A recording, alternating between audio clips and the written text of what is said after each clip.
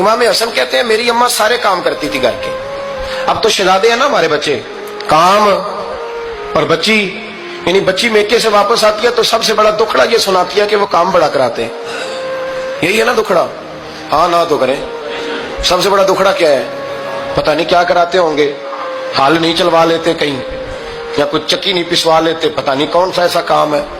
اور میں, آپ ناراض نہ ہو جانا, میں بھی بیٹی کا باپ ہوں, میں بھی بہنوں کا بھائی ہوں, میں بھی اس بات کو سمجھتا ہوں, لیکن ایک بات ذہن میں رکھنا کہ یہ بات نہیں ہے کوئی کرنے والی کہ سارے بچی کے ماں باپ جمع ہو کے پہنچ جاتے ہیں ہماری بچی جی کام بڑے کرتی ہے. مثلاً کیا کرتی ہے, کیا کرتی ہے وہ؟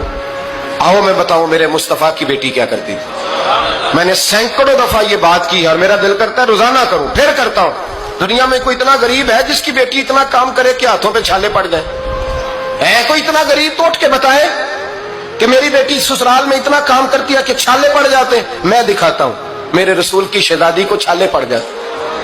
کچا مکان جناب فاطمہ, جناب فضا کی لونڈی تھی, ان سے مٹی منگاتی اور گھر میں لیپا پوتی کرتی, پھر جھاڑو دیتی. امام حسن اور حسین کے درمیان پورے سال کا فرق نہیں, 11 مہینے کا فرق. دونوں بچوں کو سنبھالتی.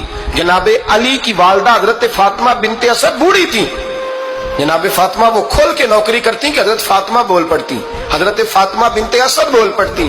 کہتی بیٹے فاطمہ میرا اتنا نہ خیال رکھا کر, تیرے اپنے بھی بچے ہیں. جناب فاطمہ فرماتی آپ صرف علی کی ماں تو نہیں نا, آپ میری بھی تو ماں ہے نا.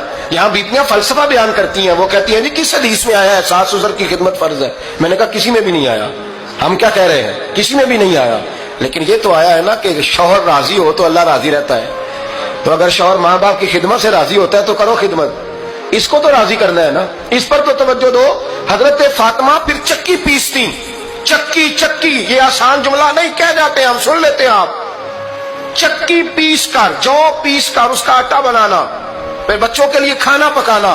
پھر ایک دن کہنے لگے علی آپ کی آمدن تھوڑی ہے, خرچے زیادہ, چرخا نہیں لا دیتے.